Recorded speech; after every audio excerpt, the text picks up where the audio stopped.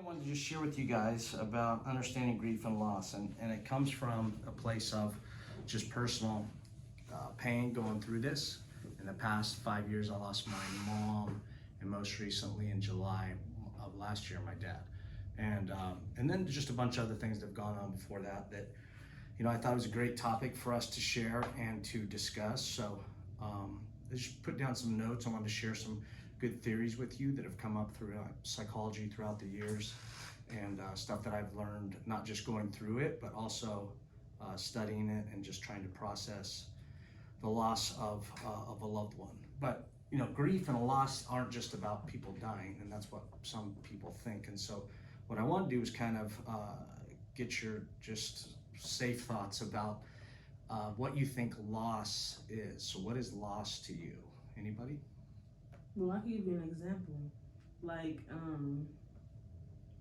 breaking up with your boyfriend. Say, like, you lost him, but, like, he's not dead. Mm-hmm. So. That's a great example. I heard that in a song, too. Yeah. So You put that in a song? No, I heard it in a song. Oh, you heard it in a song. Gotcha. Have you ever lost someone who ain't dead? Right. And so, yeah. Yeah, that's a huge example. And we can do that with anything. A big one for a lot of people's pets, right? Mm-hmm. Pets become, they've been nicknamed fur babies. So you hear it in songs, but you also hear it when people talk. So if they haven't had a real baby, then that dog or animal, bird, is the next closest thing to it. And so when that loss is there, it really does matter. It affects our life. Any other ways you can think of loss other than a person or a pet? What about an item? Like, say your grandma that passed away gave you a necklace and you lost it. Yep. It's like a loss because it's from your grandma. Right. Something meaningful to you. Yeah, and that happens all the time. Think about losing your phone these days. People go nuts. I was right? trying not to say that because everyone's addicted to that. you lose your phone or your password, you can't get in that. People go nuts if they lose their password. But and it's serious. You have people that have lost millions and millions of dollars. Those guys that first invested in Bitcoin and they spent like $50, and then in 20 years they were worth 20 million, and they lost their password, so they could never get into it.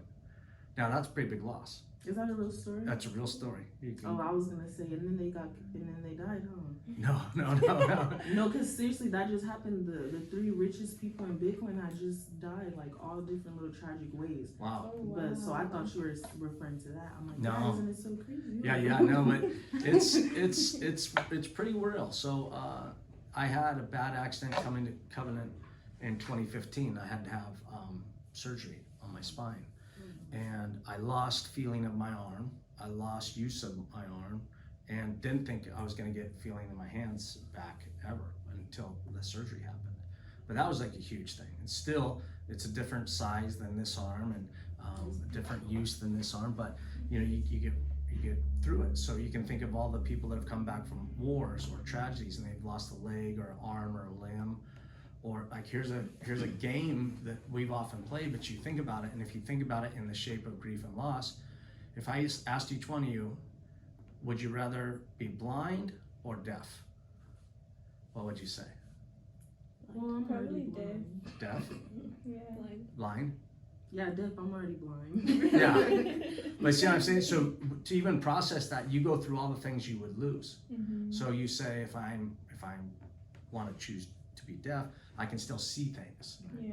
But if you choose to have your sight, you can't hear anything. And so it's just even going through a little exercise like that lets you know how to think about the loss of something. And a lot of times we don't prepare for loss because it's often so sudden and quick, and that's a big item of shock.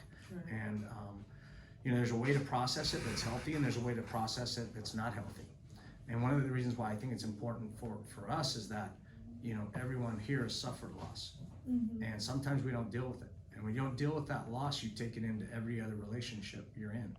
And you can really have some negative effects of it on your body, on your spirit, on your mental health outlook, on your self-worth, and your confidence, and all of these things. So today we're just going to jump into it a little bit, but feel free to ask questions and do anything. So understanding grief and loss.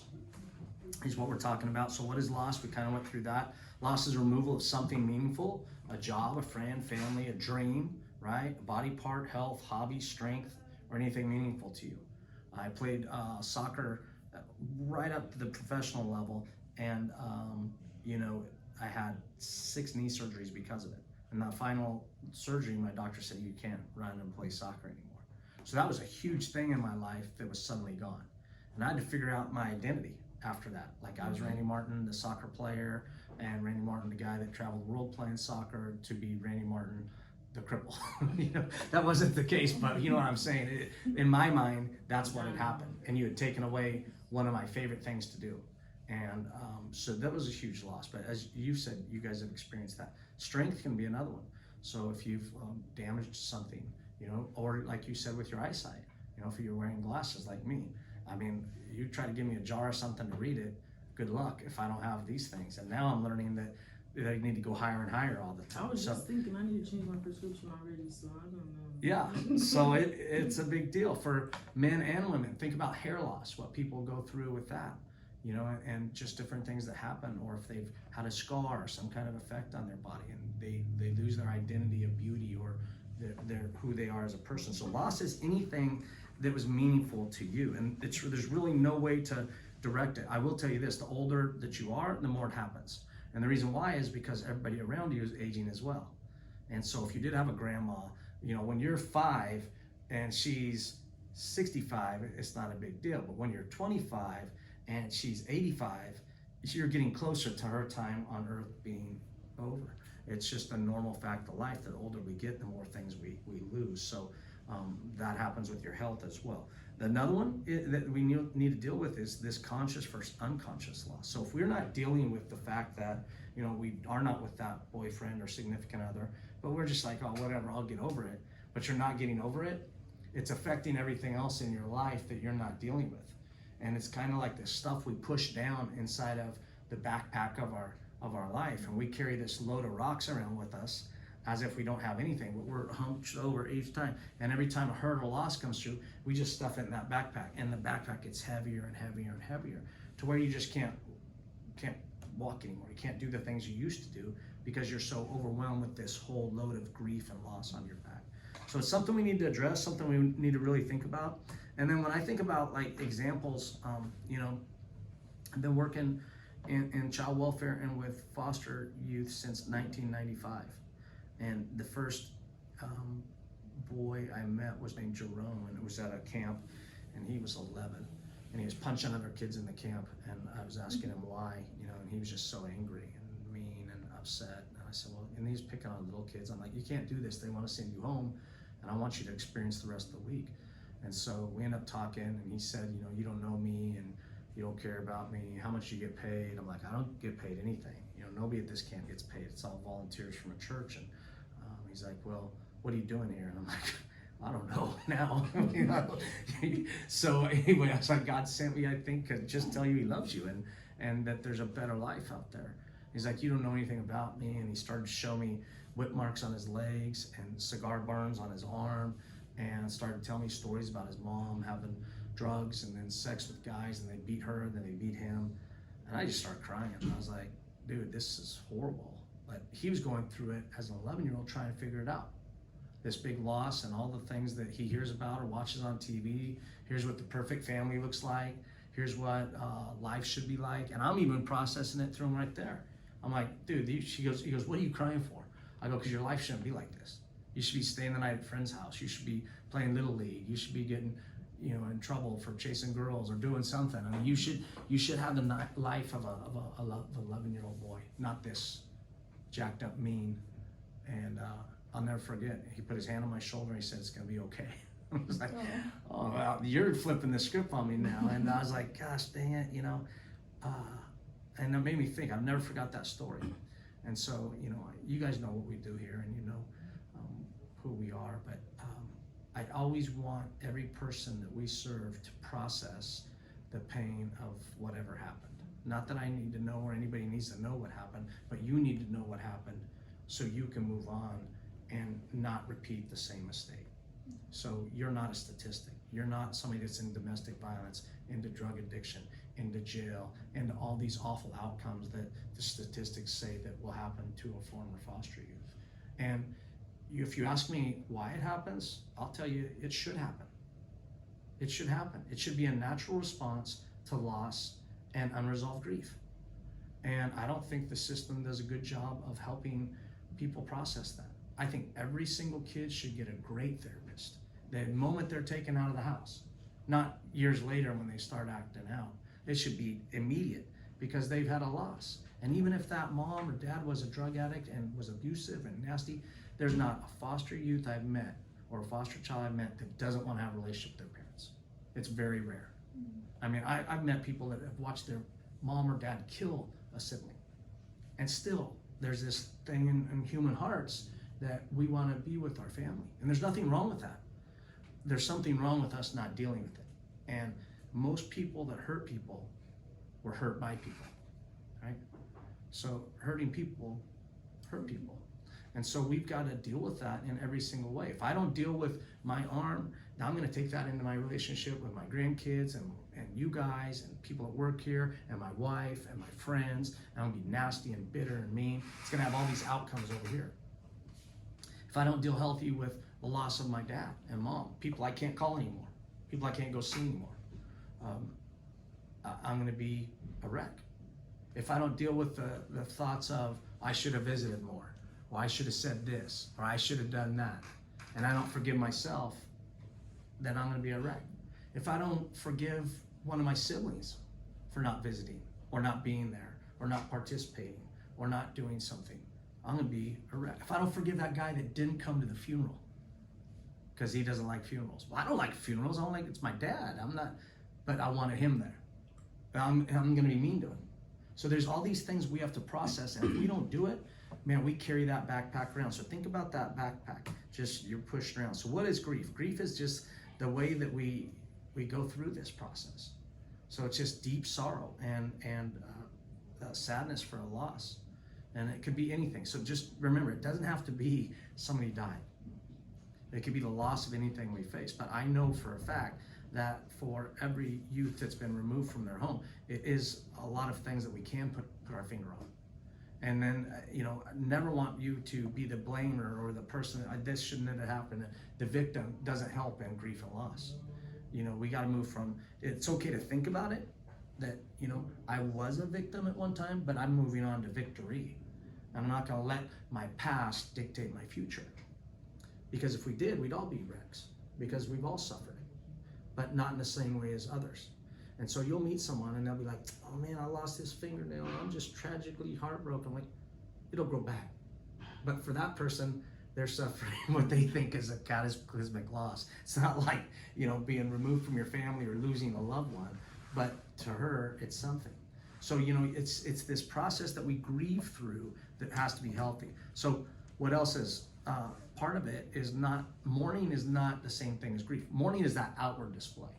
And the first time I really saw the effect of this, I was about 25 years old. My friend Adel died. He's very healthy, great basketball player in Bakersfield, and he came from an Arabic family. And we went to the funeral, and everybody was dressed. We looked like we were in Saudi Arabia. They're all dressed in black dresses with coverings on their face and masks. And part of their process was wailing. And I didn't know what was happening. It freaked me out. There was about 30 of them on a hill and crying like you've never heard before. But that was their time. And they had a very designated time for this to happen. And then the other thing I loved about their traditions is that this funeral didn't last 30 minutes, it was days. But the period for mourning, they had said, now's the time to cry. And now's the time for us to scream, get it all out. And that's what they did. And you know what? I think so many people would find some health in that. I think people are afraid to cry. They're afraid to mourn. They're afraid to say, I'm sad. They're afraid to say, I feel guilty. They're afraid to share all these things because, they want to be a tough human being. And when you lose something, it's not the time to be tough. You need to be tough at some point, but you need to experience those emotions and let them out in a healthy way. You've all seen pressure cookers, and those are the things like now the new term for Instapot. But the guys that made the bombs for the Boston Marathon made them out of pressure cookers. So the reason why is because when you turn on that pressure, if it doesn't get released, it gets released in an explosion. And that happens with us too as humans. If we don't release the pressure by crying, by sharing, and it doesn't always have to be negative, sometimes it can be positive. Sometimes it can be a reframing. What did I learn from that last relationship? I'm gonna take away this, this, this, and this, and this as a good thing. And I'm gonna take these bad things I didn't like, I'm gonna put them over here in this compartment and make sure I check that box before I get in another relationship, because I don't wanna jump back from the frying pan into the fire kind of deal. So mourning is this outward display where we go through that, and it's tied into the grief process. There's a famous psychologist, Kubler-Ross, that came up with these stages of grief, and I think they're pretty amazing. You know, now people study it much longer, and nobody says that agrees on there's this many stages, but this is a good way to talk about it. Now there's 7 stages, and you could Google it and find a grip of information about it. But this first stage is kind of that guy with his arms crossed, and that's that denial stage. And that's where you're just like numbness, disbelief. I can't believe this happened. You know, you get the phone call breaking up with you, or your mom died. For me, my mom and dad had 2 very distinct, different death experiences. My mom's was shocking. I got a call that she had fallen. By the time I got to the house, the ambulances were there. They put her in the ambulance. She was alive, and I said something to her. We put her in the ambulance, and I just thought, okay, I'm gonna call on my brothers and sisters when we meet at the hospital. By the time we met at the hospital, she was dead. So they had brought her, I'm confident she had died as soon as she fell, but they brought her back to life to try to save her. But they only brought her back as a life-saving procedure. She was already gone. But none of us knew that. So in that sense, it was like, I can't believe this is happening. We were just on our way to the hospital. I was calling my brothers and sisters to say, meet at the hospital to check on mom. She fell, not come to the hospital, she's dead. And then we get there, and we have a friend who works at the ER, and she's like, I need to see all you guys in this room. I was like, this isn't good. And then she told us, I was like, you gotta be kidding me. Now my dad's was different. He was sick and in an old person's home. He was losing his memory, and his process of dying took about 7 days. And we were like, go. He wasn't eating, you know, we had hospice, but we knew it was coming, and we were glad to see him move from this life to the next. My mom, we were not ready at all. We were hanging out with her one day, and the next day she's gone. So this is what happens in any form of loss we have. Some of it's predictable. Sometimes you see that relationship is going south, and you know, you're like, I don't know, this could work out, it couldn't work out. Sometimes you know that, you know, you didn't do well on your boards, and that dream of becoming that beautician, or I'm always messing up. What is it? You know, it stops, or you know, we didn't get our driver's license, or we didn't get that promotion, or we lost that job, or we moved away. Sometimes it's sudden, sometimes it's not. And so this denial phase is pretty huge for us, because it is this process. The first one we have to go through is to admit reality. This happened to me. Wait, did you know that they have a no revival thing? Like when you die, people sign off to not be revived, and if you do that, you can lose your job.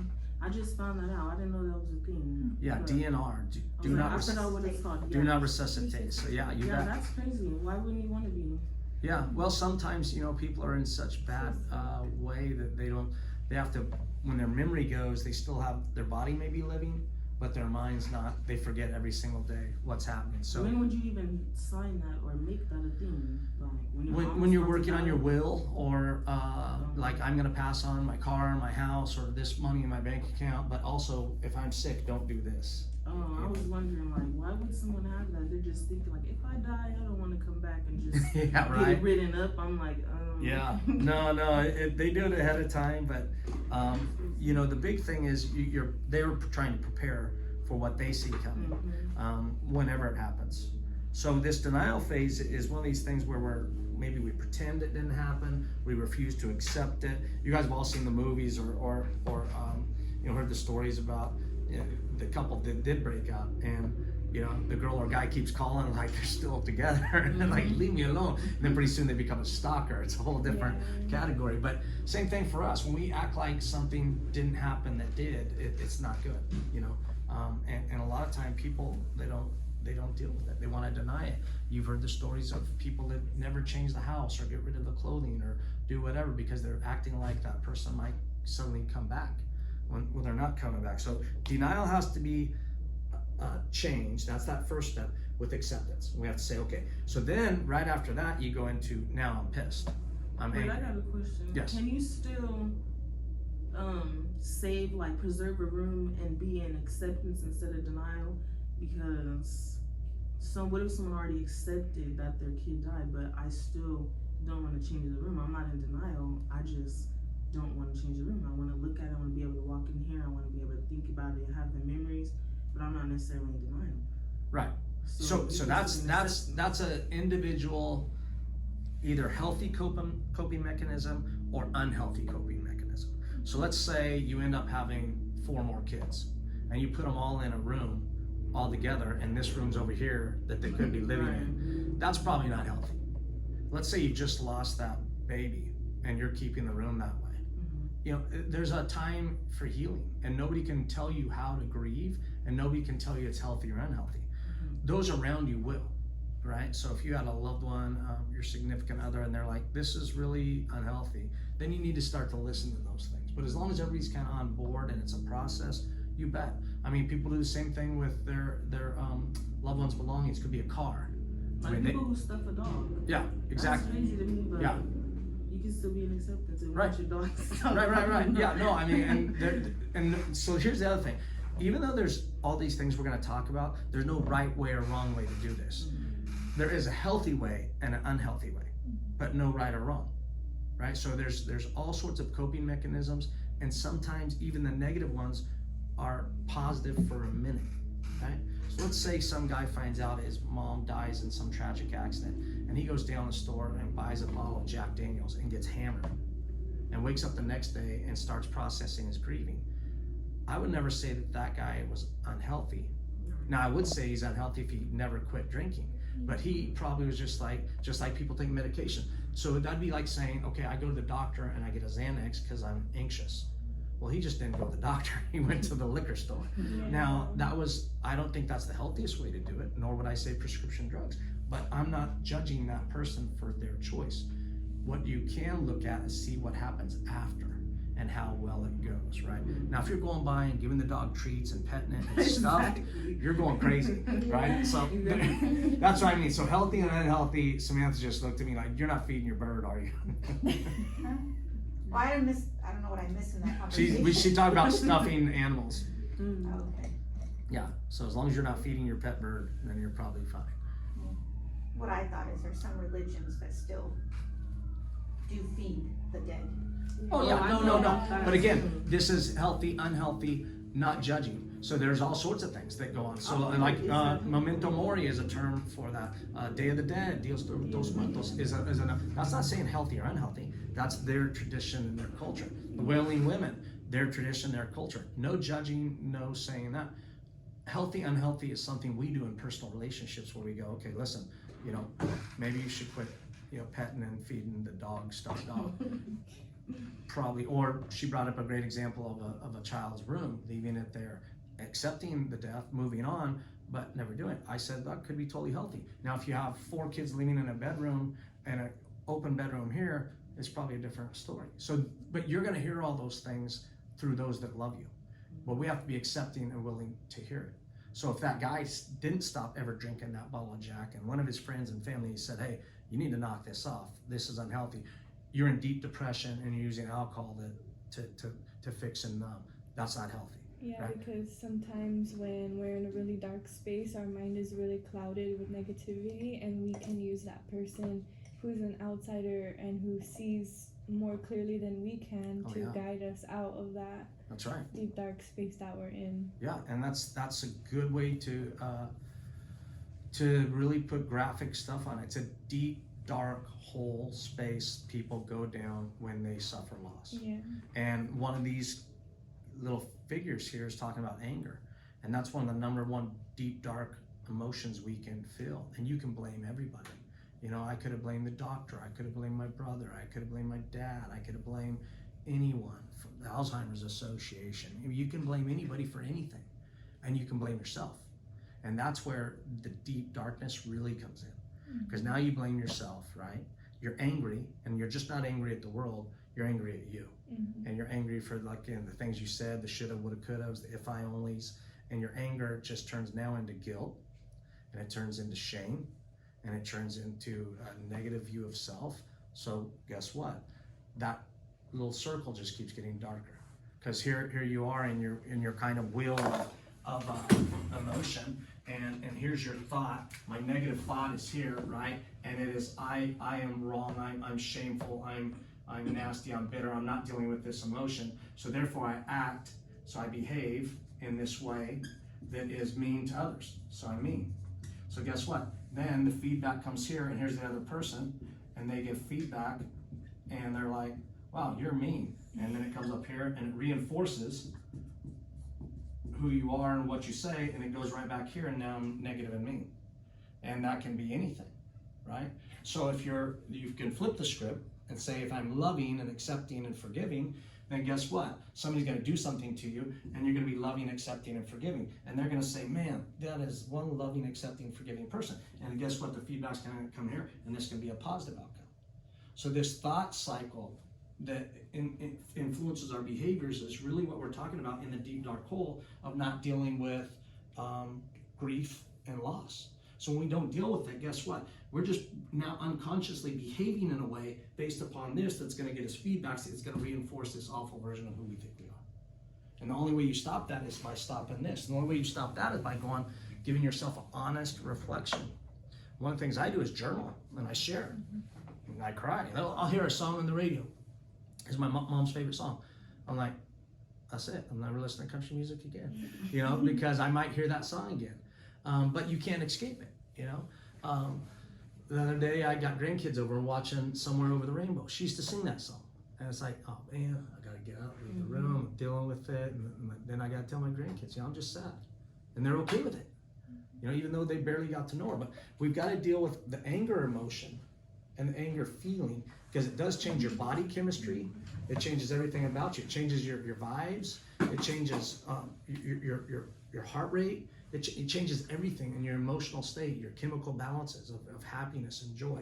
It just overwhelms it. And anger then can lead to all these awful things we say that we can't take back, actions.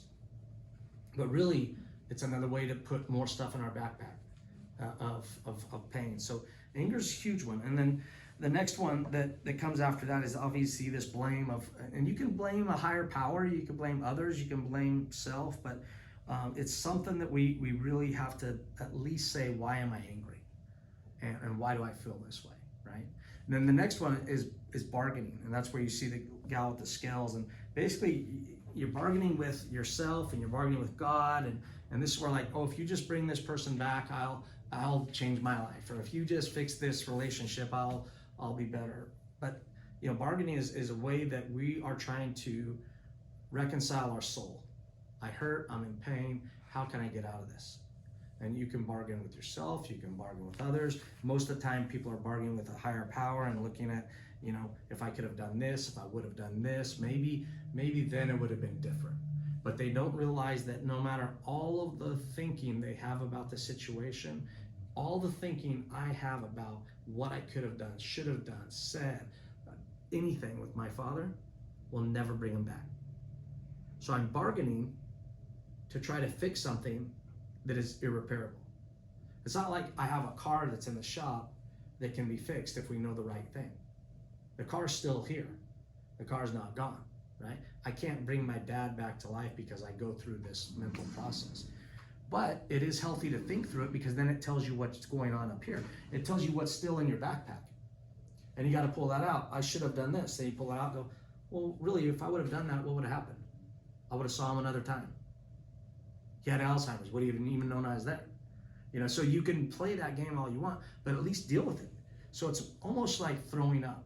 You just get it all out, and then you figure out, you know, what happened and how am I going to deal with this and clean it up. And then the next stage there is depression, and that's, you know, depression has its healthy and its unhealthy moments. The healthy moments is being so awfully sad that you don't want to get out of bed, right? And going through that process to the day where you do get out of bed, right? And there's people that takes 20 minutes or 20 years. You can't put a timeline on grieving or loss processing. What you can say, is it healthy or unhealthy? So people can be very sad, and I'm still sad my mom and dad aren't here, but I'm not depressed about it anymore. I've accepted the fact that I'm in pain, and there's a part of me that will never be back. That's okay. But that doesn't mean I'm dealt over being sad. It doesn't mean that I won't be sad again. It doesn't mean I won't have a memory, and that memory will bring me joy, and that memory will bring me sadness, because I'm not going to have another memory, a new one. There's no more new memories. I'm living off of something that's now gone. So it's okay to have a form of sadness that doesn't mean depression. Depression is this overwhelming feeling that I cannot go on any longer. And that deep dark hole is the best way I've ever heard of describing it. And it's where we get this nasty feeling that I just can't make it. It's overwhelming. It's literally, that backpack became too full. So I start changing my identity little by little. I don't want to eat. I can't sleep because my thoughts are too big. My anxiety is so there. What we had in the bargaining stage is now gnawing at our spirit. I should have done this, and that just makes us sadder. And that thought behavior cycle just keeps going further and further, to where that shame and guilt in our backpack gets so loaded that we're just over it. The way out of it is to accept it and start defeating those dragons one moment at a time. To saying, you know what, I did all I could, and I need to be healthy with the choices I made, and move beyond it and learn from it. You know, what can I do next time this happens? Because it's not going to be the only loss. Acceptance is the final one, where you see the person at peace there, and that's just this closure. That's just this ability to say, you know, I can't change it. I'm going to accept it, and I'm going to try to move forward as healthy as possible. And so the way that we do that is by, you know, understanding these stages, and that loss happens, and then moving forward and saying, okay, what do I do now? Because these don't happen anytime in order, right? You can jump back and forth, and these can be recycled. You can recycle through all of these things and be angry at another moment, and then still be accepting. So it doesn't, there's no time period or order to any of it. These can be recycled, they can pop back up, and they can really happen at any time. But you just have to be aware, so that in your body, mind, and spirit, you're adapting to overcome loss. And understand that I can go back for this. It can be repeatable. I can experience these emotions again. I can come back to this reaction. I can see that my hurt to someone or something, or not wanting to be involved with someone or something, is really a reaction to loss I've experienced. I even did this with the last animal we put down, a dog I had for 12 years. I was just like, this is awful. You know, you go in with the vet and you hold the dog and they give him a shot and they just go to sleep, and that's it. And I'm like, I'm never doing this again. I said, man, next time I have a dog, I'm going in and I'm gonna have the vet give me the same shot that the dog gets, because I don't want to do this anymore. And you know, that pets can do that to you, but people, you know, 10 times worse. But you know, I think that understanding that that's going to happen, and you can prepare yourself for it. If you do have a loved one that's sick, or something that's hurt, or if you've been in a relationship and it isn't your first breakup, or if you've lost a job, or if you've lost some money, or if you've lost the heirloom, or if you've had any version of loss before, you need to frame your brain for the next loss that's coming, and then healthily attack it, because it's just going to occur. But acting like it never happened would be acting like we can't recycle these stages of grief and go through them over and over again. Because you're a human being, and you're going to be reminded of things, and the whole world is just a sensory experience trying to get your attention. So you've got to say, okay, I'm going to let it get my attention, but I'm going to move and grow from this. I'm going to move on and be better, not bitter. That's the huge thing about it. Because unresolved grief is something we don't want. You don't want to get stuck in any of these stages except the acceptance stage. So you got to go through the process and heal. So ideas to help, you got to find support. You know, you just got to say, I'm going to reach out. And listen, when you're in a deep state of loss, the last thing you want to do is talk to people. But the best thing you can do is talk to people. Talked about it, and they'll be accepting. They'll be. I just was at someone's house the other day, and I had sent them an email. They had suffered some loss. We were close, but not that close. I followed up with a phone call, and it's been 6 months. And I just said while we were at dinner in a group outing, I said, "Man, how are you doing?" They said, "Thanks for asking." You know, people forget. I'm like, "Well, how are you doing?" And he goes, "I just need to talk about this. I need to let it out," you know.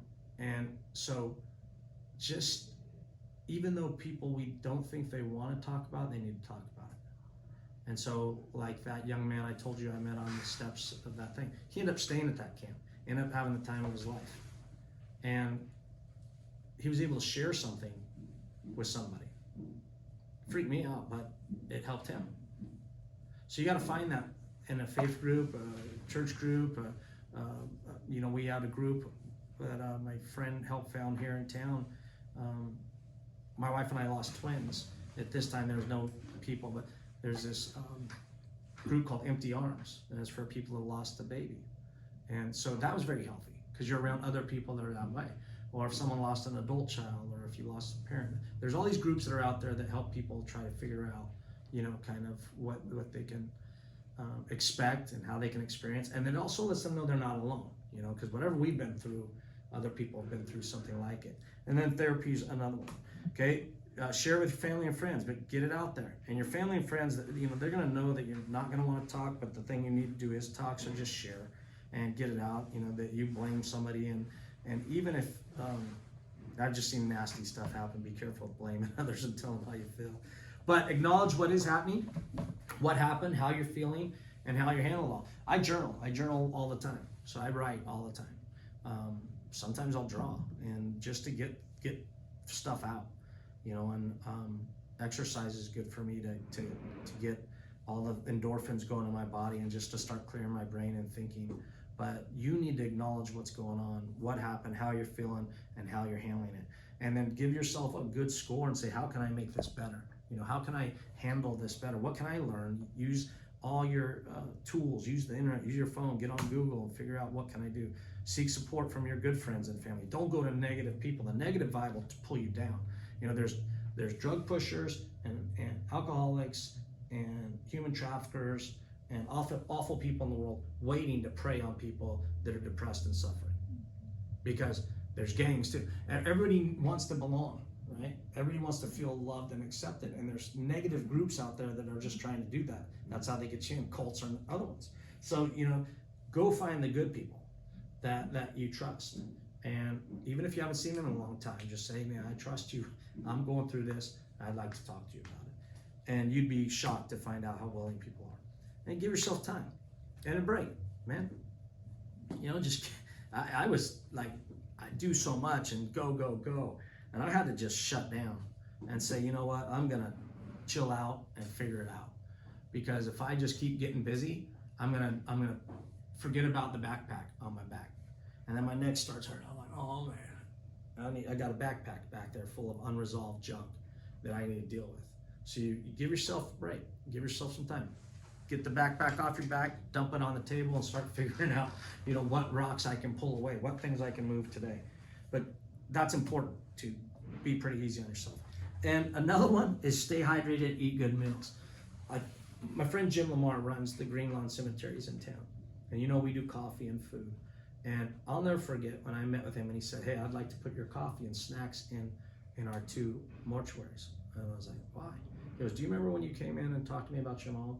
And everybody's blood sugar was low because nobody had eaten, nobody had drank anything, everybody was cranky, everybody's mean, people start arguing, you know, and all you need to do is slide over some coffee and some water and a granola bar or some fruit or anything, and people suddenly go, oh man, I feel better. I mean, they even have that Snickers commercial, right, about the angry people that change into, you know, divas or crazy people because they haven't eaten. And so just even little reminders like that are huge. And that's why you'll see people who have experienced the death, you know, other groups come around, try to do feedings. They try to do meal programs and all that stuff because it's important. Then give yourself grace. And grace is unmerited favor. Grace means that you don't deserve something, but you're giving it to someone. And we talk about God's grace. You know, we don't deserve forgiveness and love and all these things, but whatever, but that comes. So it's unmerited favor, and you need to give that to yourself. You need to give yourself grace and just say, you know what, you're going through something, you're going to get through this. Let's take this slow. You don't need to try to be a superhuman. Let's process this. Now, that doesn't mean you're giving yourself the victim mentality. That means you're giving yourself time to heal, right? Nobody expects you to go have surgery on your foot tomorrow and run a marathon. Now, you could say, hey, in 6 months to a year, I'm going to be healthy after therapy, and I'm going to walk a marathon, or I'm going to walk a 5K, or whatever it is. But you give yourself some reality, and grace does that. What grace doesn't do is be a crazy person and have surgery and wake up the next day and start jogging. So make sure you just give yourself time, breaks, grace, and then share with others. And what that means is that I believe every person on the planet, whatever they've gone through, is now a purpose and a passion they can share with others. So if you've experienced that breakup, there's someone around you that's experienced it, and they need to hear your health. If you've experienced that loss of a pet, you know, somebody else. If you experience that loss of a loved one, if you've experienced foster care or child welfare or some awful thing that happened inside of that experience, sharing it with others that have been down that path that are hurting is such a huge thing. One of the things that's always been on my heart is having folks like you guys connect with that 14 to 15 to 16-year-old person right now that's in care, to let them know that it's not always going to be this way. But if they can just apply themselves to some of the things that you wish, if you would go back in time, you would go, man, I should have probably studied a little more, or I should have done this or that, or this or that, or I should have called, you know, my social worker and said, get me out of this house. You know, I should have said something rather than act out. I should have done, but you would give your own self advice. I bet that's amazing. But yet we have young people that are coming up through the system, they're not getting that. And so us sharing in any positive way we can, it is huge. Me sharing today about my mom and dad and the things that I've lost, you know, I'm only doing that not to get your pity or say, but so that you can see that I've been through stuff too. I didn't grow up in foster care, but you know, I've suffered loss, and I've had a backpack full of stuff, and I continue to try to process it. And then just let people know you love them and you care. That's a huge thing. And then lastly, you know, you got to forgive yourself, you got to forgive others, and you got to ask for it when it's needed. You know, if you've offended somebody because you were coping, there's times in my journey that I've coped negatively, and I've done stupid stuff to friends and family. I've said stupid stuff, and I've had to pick up the phone or go see them and say, hey man, I'm sorry. I was an idiot, acted like a jerk. That wasn't me. I don't make an excuse, but I was going through something, and it wasn't right. So I'm sorry that I handled it that way. I'm trying to figure out how to be better. And you know, those aren't easy conversations to have, but that's how you take that rock out of your backpack, because otherwise you start blaming them for your bad behavior, thoughts, and actions, right? And then the last one is this, is just, man, live your best life. Every day get up and just say, you know what, today I'm gonna do this little thing to make myself feel better. And when my arm was bad, I'll do 1 push-up until I can do 2, until I can do 3, until I can do 4. And I'll do whatever I can to get it back as much as possible. And they would say, you know, you'll feel the healing a centimeter at a time. You know, like there's a centimeter a month, and something like that before I would feel my hands. And there would be times I'd be standing somewhere like this and holding something and just drop it. And it's okay if it's a pen and you're by yourself, but it's something different if you're in a crowd and you're holding a drink. Like, oh, there goes that guy again. He can't feel his hand. But they don't see that. They see, oh, look at that guy, you know, he's drunk off his butt. But it's not, you know, I'm just standing there. And I lost feeling in my fingers. So, you know, living your best life is accepting, moving forward, and just saying, what can I do to strengthen myself today? Okay? Sound good? You guys have questions or comments? Thoughts?